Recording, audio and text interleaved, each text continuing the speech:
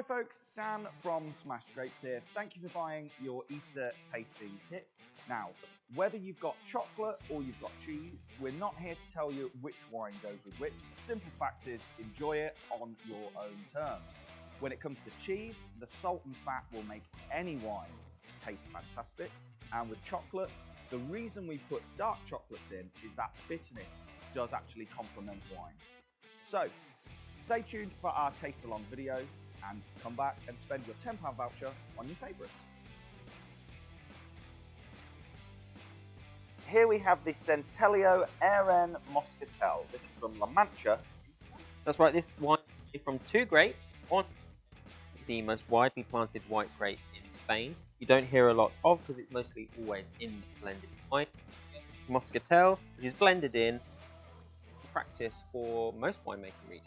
Yeah, and as a region, La Mancha is one of the biggest in Spain. Slap bang in the middle. It's where all those great value Spanish wines come from. But that doesn't mean that the quality is there, though. No, not at all.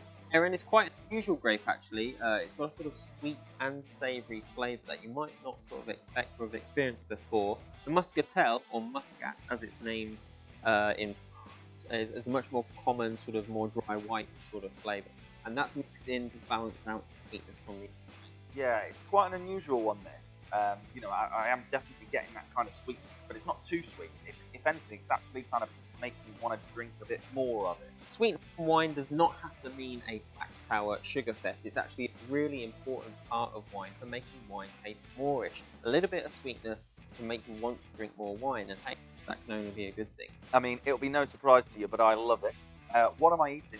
This is a classic Spanish tapas wine. It'll only be made more tasty by a variety of salty treats. That's my recommendation. Love it. Cheers. This is the Umbrella Sauvignon Blanc from the Ville Tinasuli region of Romania. That's right, Sauvignon Blanc, a grape we all know and love. Super popular from regions like France and of course New Zealand, but vastly underrated from different regions that actually do a cracking job. Yeah, Romania here for this wine, arguably our most popular unusual region here at Smash Grape.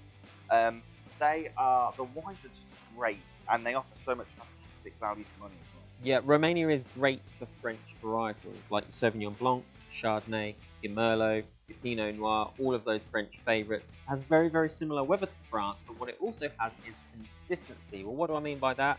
France, it suffers from being a coastal country. The weather can blow in from the sea, change the weather drastically, and the grapes can suffer. But in Romania, it is landlocked, and so they don't have that changeable weather, meaning more consistent harvest and better value for money.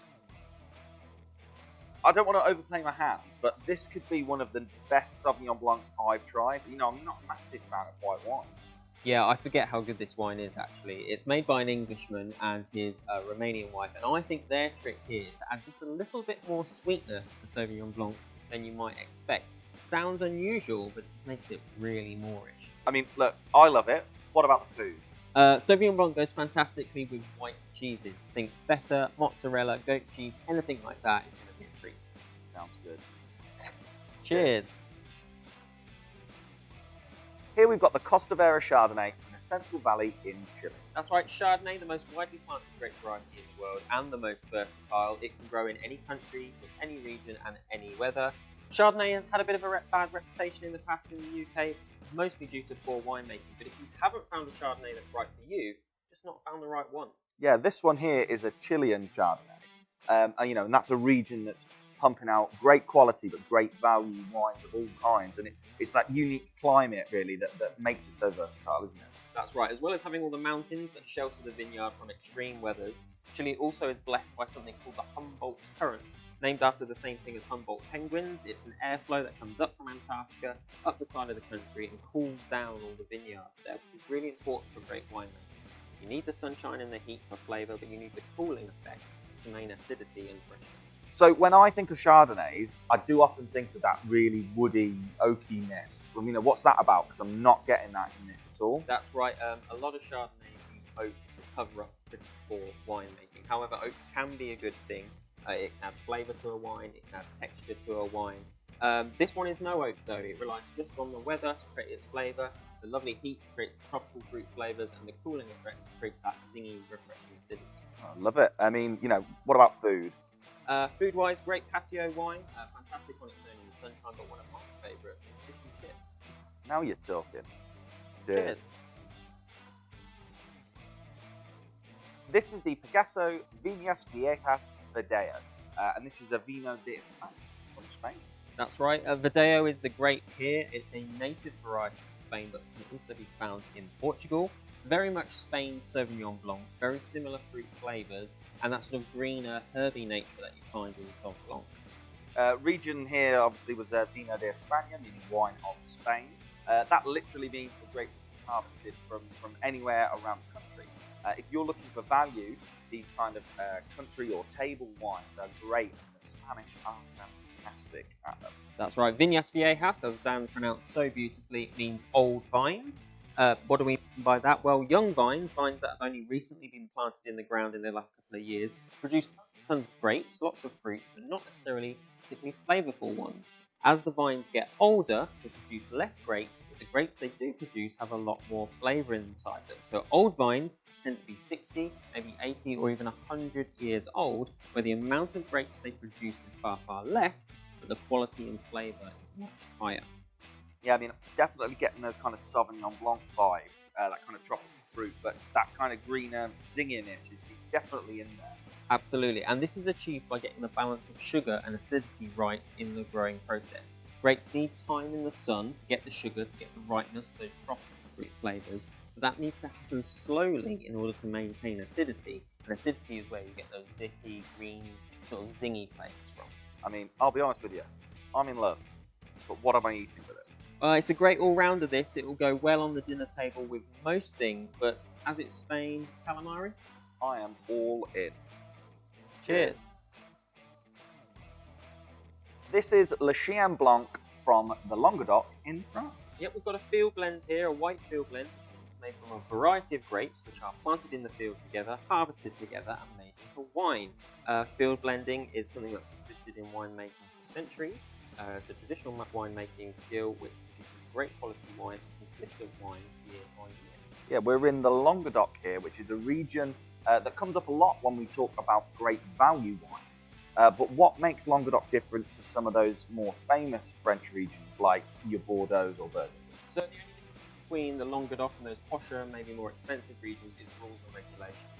In those more posher regions, those rules and regulations often have existed for decades and haven't changed in a very, very long time. It can make winemaking more expensive, more elongated, and a difficult process which ultimately creates a higher price on the bottle.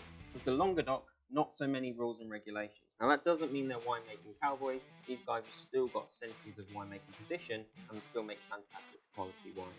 So I'm taking a look at the bottle. I can tell it's white wine, but not a lot else. So how do I know I'm going to like it?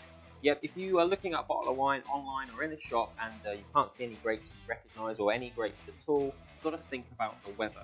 So we're in the warmest parts of France here, and a white wine from a warm country is going to have lots of bright tropical fruit flavours. Say, for example, like New Zealand Sauvignon Blanc.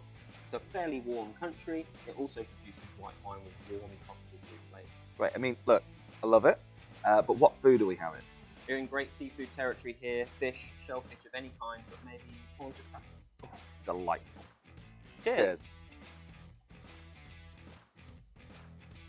This is the Félicette Grenache Blanc from the Pays d'Oc region of France. That's right, Grenache Blanc is the grape here, sister to the grape Grenache, which comes from the Côte d'Aaron.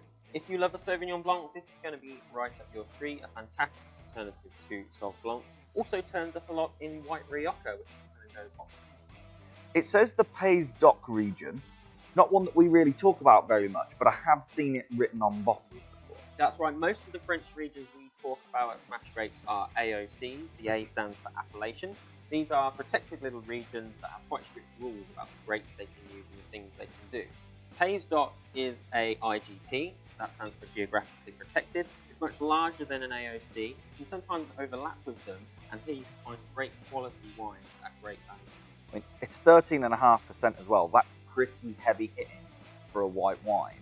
And does that affect the flavour? You know, what should I expect from quite a high ABV wine? Yeah, both red and white Grenache love the sunshine. They soak up the rays, and the rays ripen those grapes. The ripening turns to sugar, sugar turns to alcohol, and you end up with some pretty high ABVs. A well-made wine, you should not be able to taste the alcohol, just like a well-made cocktail. You shouldn't really know the alcohol is there. But what it does do is create a richer flavour and more texture in the wine. Say like the difference between milk and cream. I mean, look, I love it. What am I eating with it? Big wine like this, you probably actually handle a bit of pork, maybe some herby chops or pork belly with a cream sauce. All over that. Cheers. There you go. Those are the wines that feature in the Easter tasting kits. If you fancy coming along and taking part in one of our live tastings on the last Friday of each month, then you can join our Try Before You Buy virtual tasting. Head over to smashgrapes.co.uk, click on Try Before You Buy, and use code EASTER to grab yourself 50% off your first Try Before You Buy virtual tasting kit. See you soon.